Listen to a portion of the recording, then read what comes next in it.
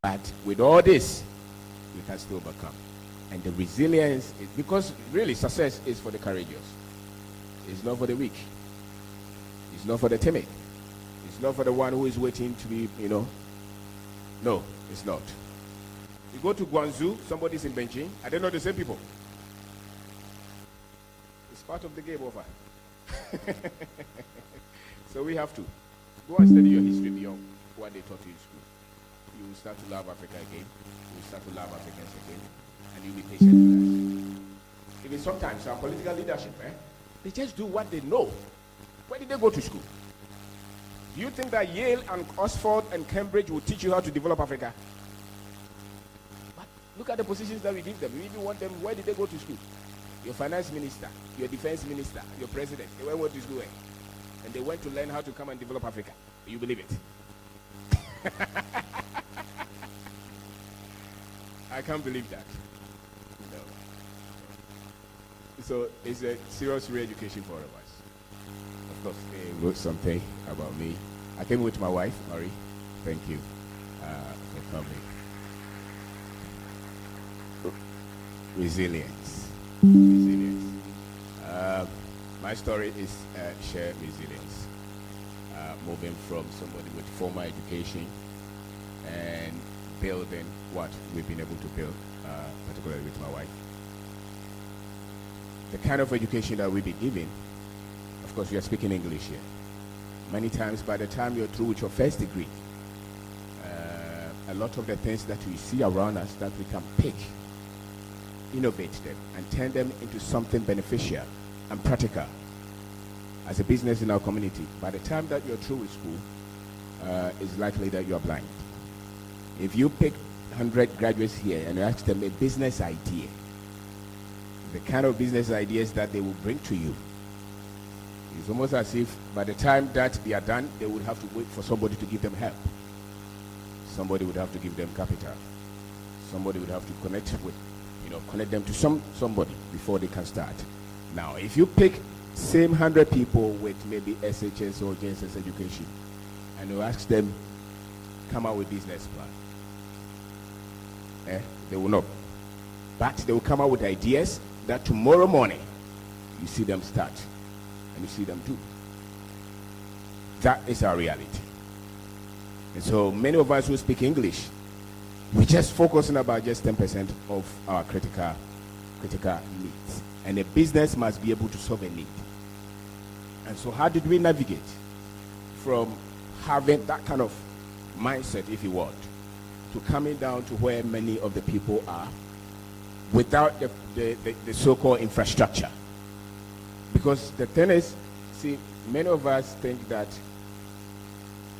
our economy is like the one in America, the one in England. And so, how many of us, the car that we bought is low? Or the house that we live in? And how many of us have access to credit card? This is us.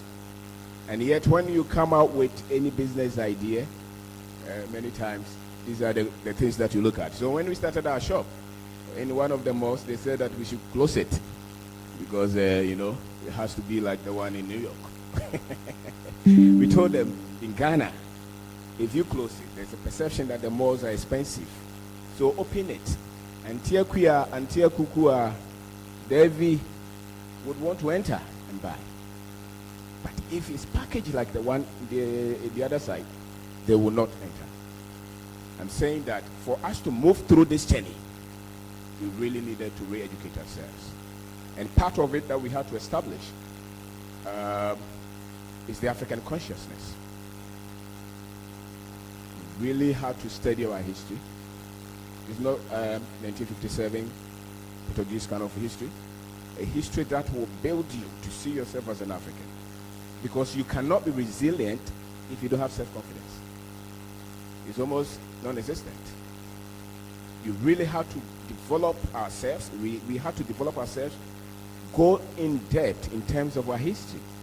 Because superficially, a lot of the things that they talk about us as Africans, they make us not enough. They even blame us.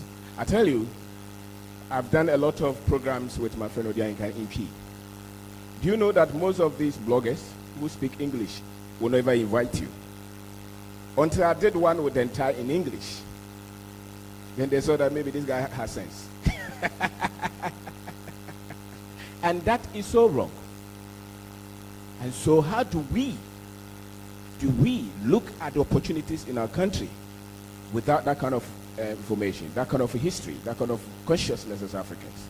And so I tell you, if you're here and you are going to see the opportunities here, if you're going to see the businesses that you can build here, if you cannot connect with more than 90% of the people, your businesses will struggle and they will fail.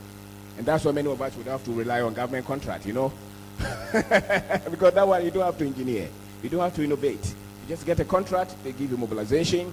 The next time you're a big businessman, you have profit, you open a bank, you celebrate. But if you don't have access to these things, and you have to re-engineer, go to the ground. How can you identify a problem in your village if you don't connect with the culture, if you don't connect with the people? And how can you connect with that when you go there and you're speaking the English that I'm speaking? All your solutions, by the time you provide your solutions, many of the people cannot even relate. And so, because a lot of the things that we went through that were very difficult, is because we were not able to break them down to the level of the many of the people. And it's because of the education that we had. And so even though resilience is key, many times the fight that we fight is because the path that we were on, many of the people were cut out. And so there are some problems that we create in our businesses because the path that we took, there were not so much demand for it. If you go to your village now, I can tell you that there's a drugstore. There's no drugstore in a lot of our villages. Water is not existent.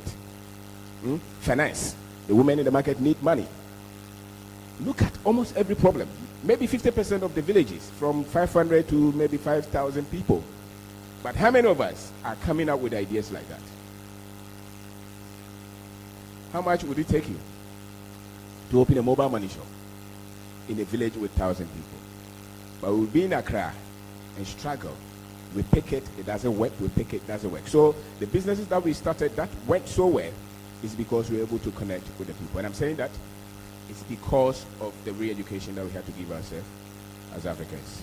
The other thing that we built that worked was we had to re-educate ourselves in terms of financial information, financial education, financial intelligence. If you give, let's say, your first 100,000, what did you use it for? Many of us will use it to buy a car or build a house. If you're intelligent, you are 20, 35 years, the first 100,000, you use it to build a house you live in. By the time you're 40, it's likely that you don't have much. But if you're intelligent, that 100,000 could be the business. By the time that you're 45, it could be in the millions. And so the intelligence is key. And something about us, those who went to school, the fact that you did medical science or engineering, you think that you know something about money, isn't it? But our churches prove that we don't really know something about money. How many of us can go without salary for a whole year? How many of us? It doesn't matter how much salary that you are paid. It really does not matter because you still wait for it anyway. So you could be paid 100,000 a month, but still need it to live the next 3 months. So if they cut your job, you are nothing. How many of us can go the whole year without the salary? Which means that we have not been intelligent in our choices and decisions with money. And so that is one of the things that we learned, and that made the journey that much so for us, because then we were so much disciplined and diligent and careful as in where we put our money. You know, so these two help us to weather through the pressure and the troubles. Because really, many of us, just the sheer, the fact that we are from Africa, we are from Ghana, we are compacted. Many people say that they can't even trust us. You know it. They can't trust us. We can't trust our institutions. We are not really people who are welcome. We almost have to defend and prove ourselves everywhere. And so if you're not tough and you say you want to start a business, your mother will tell you no. You think we sent you to school to come out and say you want to sell Kobe, or you want to sell interior? No. So that's the first battle that you may have to overcome, where your family will tell you that no, you can't start a business. Your friends will even hide you. They would not want to associate with you. And let's face it, when you start a business, the first 5 years, it's not nice. It's not nice. Can you build a mental fortitude to stay when people think that you are crazy and you don't know what you're doing? Can you? For me, the formula is, it's just like a baby walking. If you keep walking, if you keep practicing, and you don't give up, you win. And it may not even be the certainty of your idea. The fact that you have the strength and the malleability, if you want, to keep going and not to say you quit. Because the race really is for the one who does not give up. Everybody is waiting and advising you, especially here. When are you going to travel? when are you going to look for a job? I mean, if you don't have a girlfriend the first 5 years, the nice ones will look for you. You know, so that strength of mind will also come because you are somebody who is always learning. So continuous learning is something that you cannot play with. Learning, studying, reading, and making sure that even if you read something outside, you bring it to the culture, to your reality. You really have to recustomize almost every book that some of these other guys have written. Bring them to our very everyday lives. But you cannot sacrifice knowledge. You can't. Knowledge is the seed for change. Without that seed, you can't fight. Your mind is always processing something.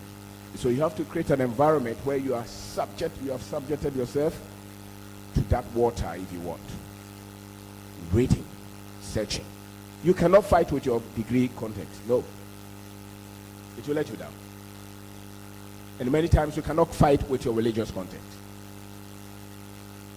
It will let you down. So read, search. If you don't, you give up. Because they will always be telling you, we told you so. And when you meet difficulties, almost everybody will leave you. Almost everybody will leave you. And if you're alone, can you still pick yourself? And many times those are just faces. Those are what? Just faces. A time will come because you're building your capacity. The mistakes that you make, the errors, many of them, they come because you are still learning to make good decisions. And until your decision-making mechanism is solid, you are not going to see growth and success. And so the errors that we make along the way is because we're still practicing. And so you will see many of your friends, they will leave you. Especially, maybe you started a business, you were doing so well, and somebody came in and they screwed you. And now you are in debt, and you don't know what to do. That is one of the points that your resilience will show. It's not so much the forces that come at you, it's so much the strength within you. And so when I talk of resilience, it's really the God that is within you. And it must connect with your very sense of being. Why are you building that business? Is it just about the money? Or you saw some critical problem that you have to solve? If it's about the problems that you have to solve, then without you, who else will do it? And so that will make you not what? Not to give up. But if you only went in for the money and the prestige and the fame, you will quit. Because you are a very nice guy. Now the people you owe are coming to your house with police. You are a criminal because you started a business. The state institutions that we have here, they don't work for our promotion. Mr. Minister, government official is here. That is true. You open a shop today, they will come there with chains. You have not paid this. You have not paid that. So many of our people, when they open businesses, they have to hide. They have to hide. Why? Because we have not engineered a business environment that pushes our people to grow. You are almost a criminal when you start a business in our country. Okay, so that's the environment that you have to understand how to fight. GRA will make you a criminal even though you have not stolen their money. The bank interest is 40% and they're still asking for tax. Totally unacceptable. But that is our reality. Do we have to give up? No. It's like traveling and you meet some roadblock. You just have to maneuver to get over it. But these are realities. You are here, you are very nice. You open the hospital, they will come there. Have you paid this? Have you paid that? Now somebody will even call you behind and say, oh, I can help you. Now they want you to pay. That's the government that we deal with. So that's a force that will come at you. If you're not tough, you say it doesn't worth it. But where else can you be successful? Where else as an African, as a Kenyan, are you accepted to succeed? But here. And so, you start a business, know the forces that will come at you. Your family, your friends, the very government that must promote you, it's against you. And until they change these mechanisms, we will continue to have a lot of unemployed graduates. But the graduate is there, he's not doing anything. He starts something small. AMA, GRA, environmental something. Every time. All right? And when you owe, it's another thing. And so these are the realities that we have. But with all this, we can still overcome. And the resilience is because really success is for the courageous. It's not for the weak. It's not for the timid. It's not for the one who is waiting to be, No, it's not. And I know preacher is here, but they talk about grace, but grace is a function of knowledge. Grace be multiplied unto you according to what? Knowledge. So if you don't have that knowledge, you wait for grace forever. I won't push anything. Right, so building business in Ghana, I think that you have to be very much innovative.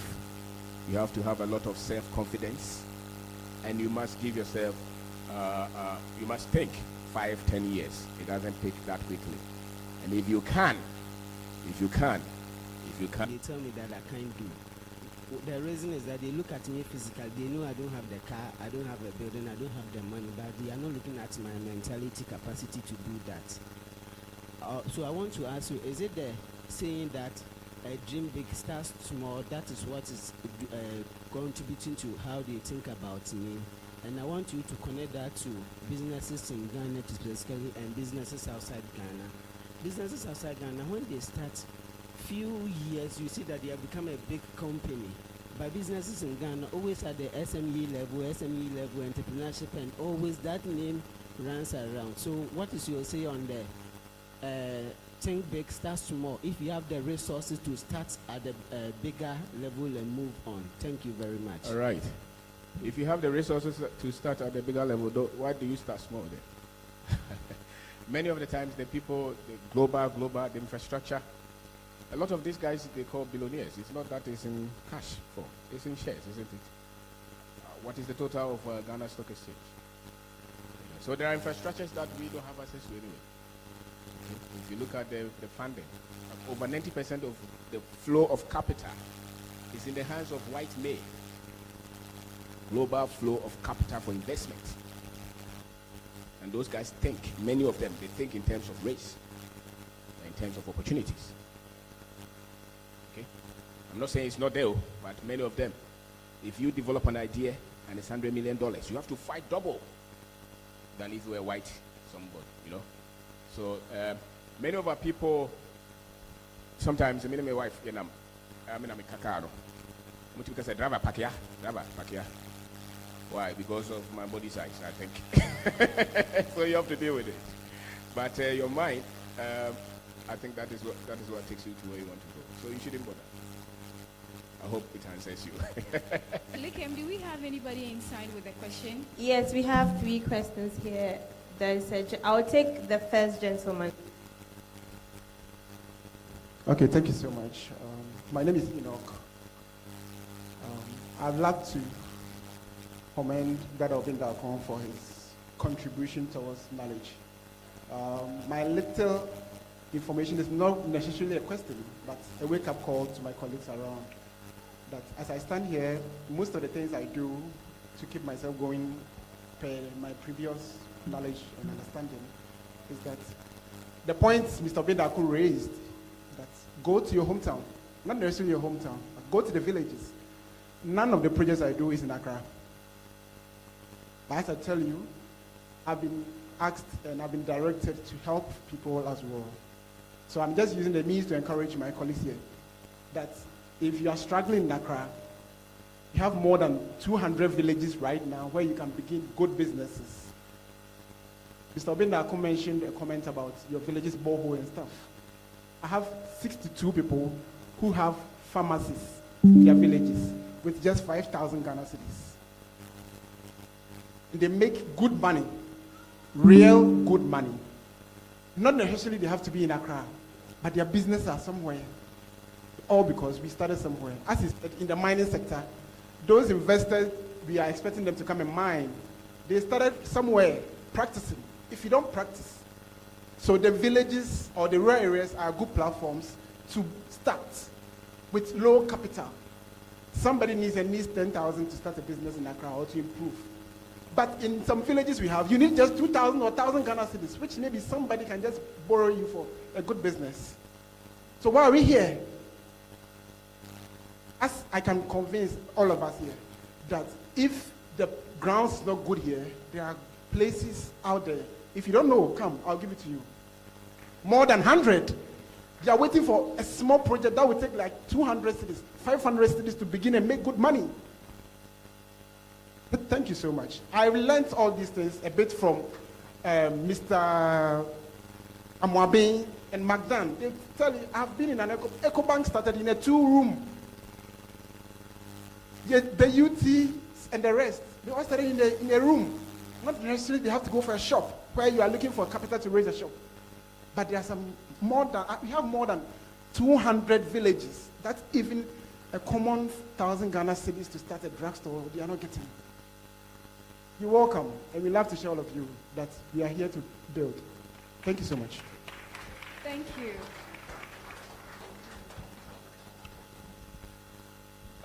Good morning. My name is Osas from Nigeria. I'm married to a Ghanaian. Yes, so I have 3 kids.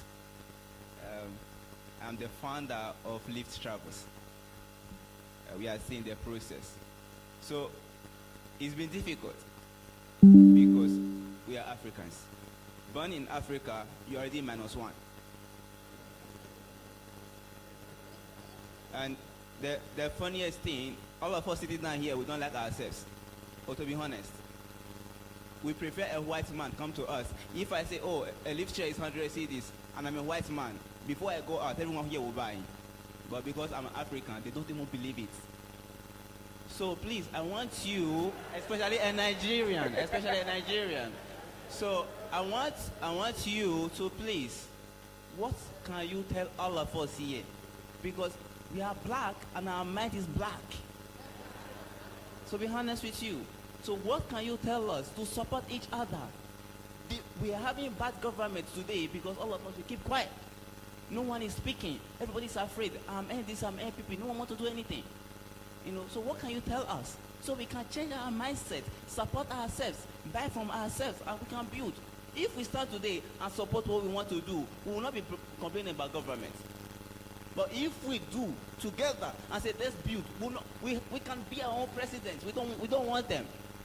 Please, what can you tell us so that we can change our mindset and support us? Thank you.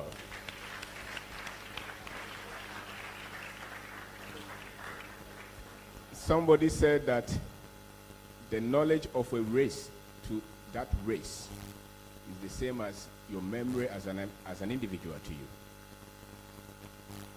What is the memory that we have on our race? What have we been conditioned? What do we know about ourselves? The love will come from there. And so if you see an African who has been able to have a correct memory on Africa, that African will not struggle to love you. Okay? But we've been conditioned. That's why tomorrow you go to church, you see the Jesus there, he'll be what? They still believe that. And when you see Satan or devil, yeah, you think it doesn't matter. If it doesn't matter, why is he white? So it's not us, offer. When you are going to school, my name Kwabena Obeng Darko, they have to give you English name. I'm speaking 3 up to let's say 10. I go to school, I have to go and learn another language. By the time that you are 25, you are in conflict as an African. You virtually don't have any respect for whatever you have. Look at our beautiful women. They all bleach. Sorry, not all. But if you watch the TV, the ones that we call nice, they bleach. You see lawyers, female lawyers, they have white wig, they have black wig, and then they are red hair. And so long as we have those evidences, it's a war for us. Okay? So it means that we have to really search that. And that's why I love history, actually. Not the history that the white man came to teach. The one that I found out myself, my greatness. Because without that, many of us, we would throw... You see, you use the word black. If you look at the time that the English language was evolving, everything that had to represent the Africans, you look at the way. So the English language itself is antagonistic to us in terms of when it comes to black. Look at the words, go to the dictionary and see any tenses that they have used black and what they mean. And when they use white, what they mean.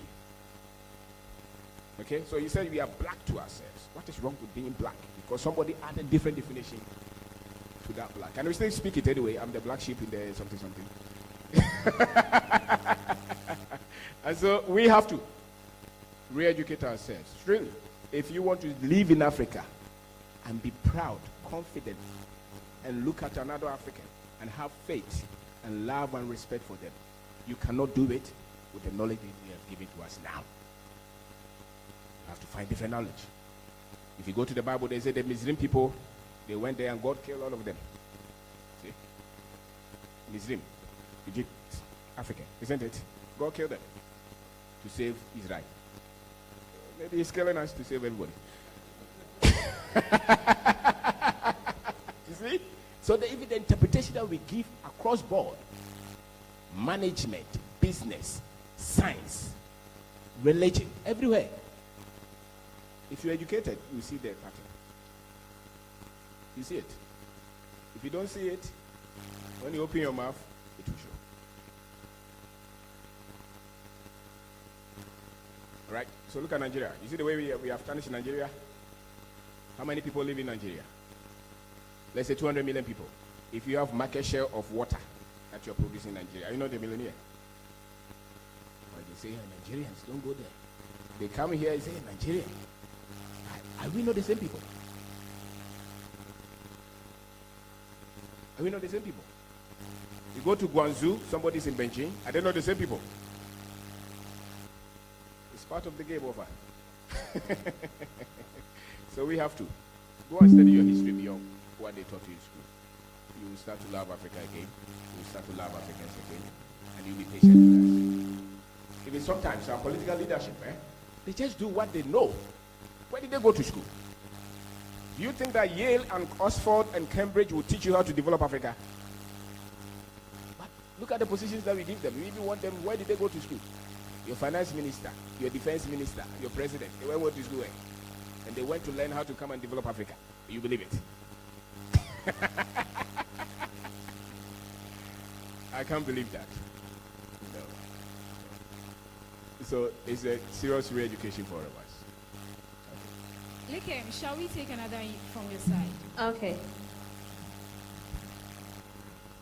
Okay. Mr. Obeng Darko, thank you so much. I always hear of you on the radios. I've personally met you today.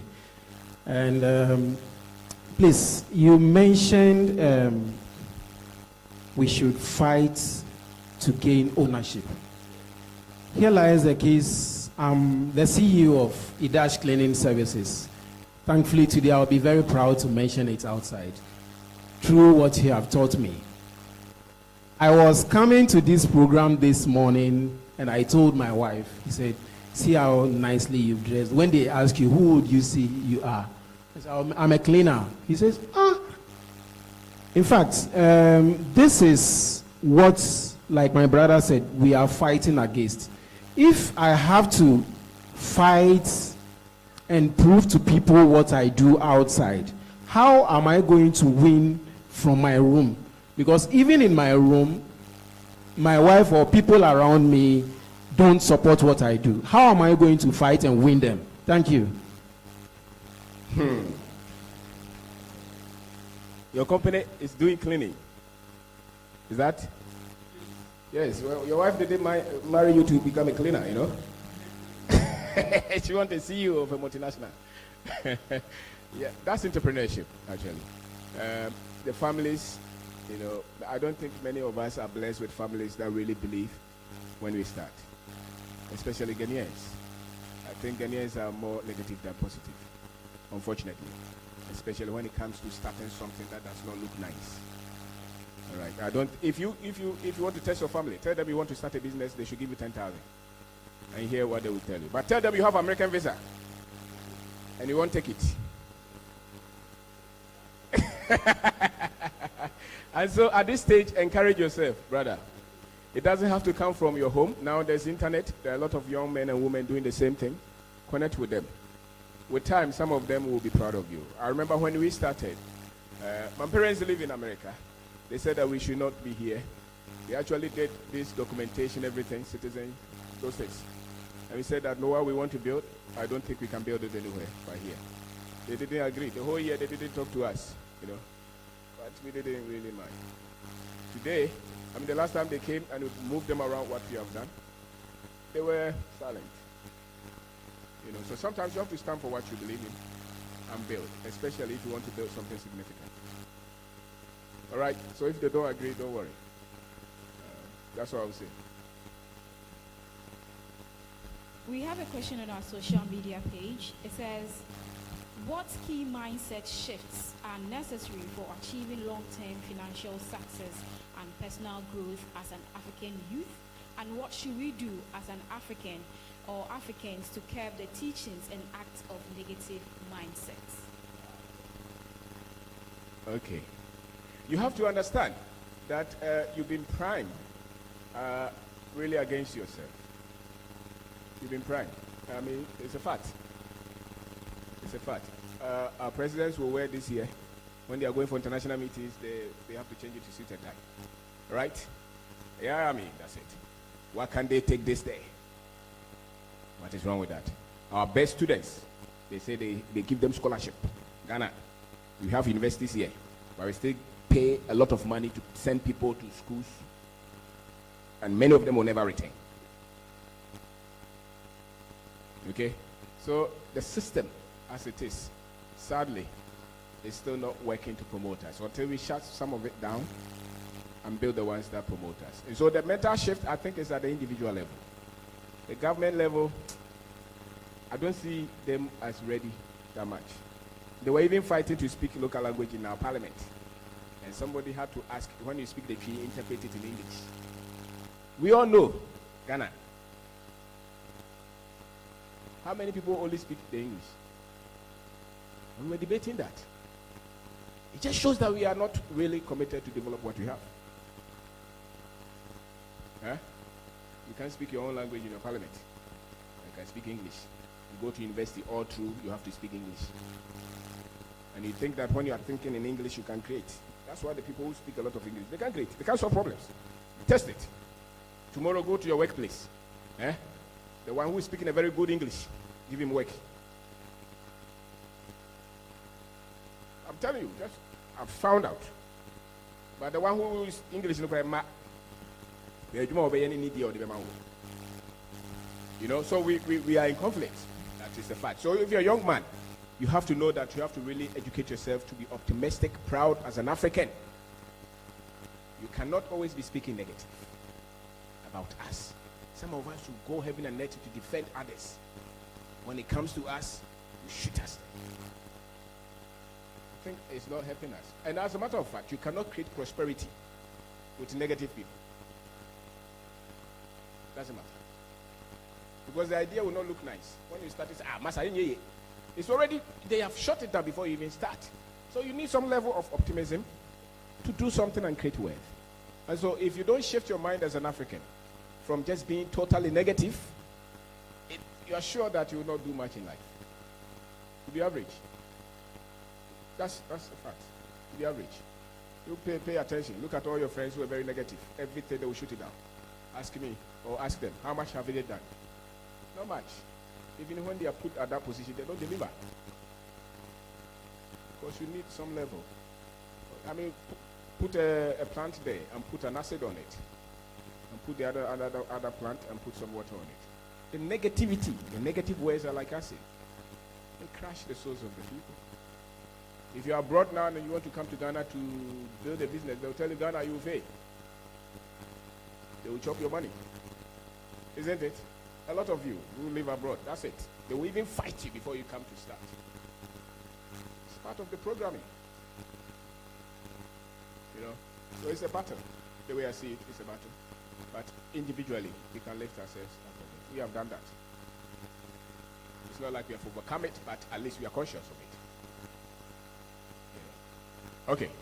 Liken, please first take the last from your side. Statement. Okay. Okay, thank you. My name is Moses, and my question is, you during your presentation, you said, as an entrepreneur or a businessman or a woman, you have to connect to the culture and the people of Africa. And I think this is very true. Looking at the African entrepreneurs who are making it, like Aliko and all these people, they have a way of connecting to the culture of Africa. So my question is, how do we, as an African entrepreneurs, how do we connect? Because it's very crucial. How do we connect to the culture and the people of Africa? Thank you. Okay. So culture is the language, is the food, is the way the people think, is the dressing, is the way we do our things. Don't look down upon those things. See the beauty in them. If it's the ones that you think are not organized, look at the beauty in them. If you're moving your car and you fall in the gutter, out of nowhere, many of our people will just come and help you lift that. Is that not true? That is the beauty in our country. If you have a funeral in your office, people will leave their houses, come and stay with you for 3 days to have your funeral. That is the heart of the people. Look at that beauty. Don't say that, oh, they are just stealing my money. Maybe the money side is not good, but the same person will die for you if you have trouble. So for me, just pay attention to the beauty side. You see cattle and sheep moving through city. This one will not happen in this side of. It doesn't have to be the same. We just have to organize what we have in the best possible way. You know, so I say, look, it's the same thing which is negative. But turn it and see if there is some bit of positivity and beauty in that. It's just like you and your husband. If you focus on the bad side of your husband, you break the marriage, isn't it? Every day, we all the way to her, and I will say, Sika, but if you look at the same man who is not nice, this is nice. You start to speak life to the man, it will stay. You know, so look at the beauty in our culture. By force yourself. And teach your children to speak our language. It's disastrous to think that you are teaching your children good education with English and British standard. It's a lie. Without your understanding of the culture, you cannot build. So that's your child that you think you're giving them good education, they don't have strength to build. So they will not be owners, they will be managers. They will not be the owners of wealth until they can stand by themselves and fight. So if they speak the Gomba, teach them. If it's tree, teach them. Don't say that they were born in England and so on. Teach them the Ghana. They're not English. The last time, didn't you see? They were sacking all the foreigners, and all of them were like us. They were angry. So teach them where they come from. If you don't know where you are, where you come from, it's very tough to go to anywhere that is worthy. Be proud of where you come from. Teach them. If you want to make a slave, cut where they come from. You can easily convince them that they are nothing, and they will serve you forever. You know. So, thank you. Thank you very much. Please, let's take the last one from this side. Okay, so please, we'll give the opportunity for you to ask your questions. Thank you very much. So, distinguished ladies and gentlemen, due to time, we're going to do some more questions and answers along.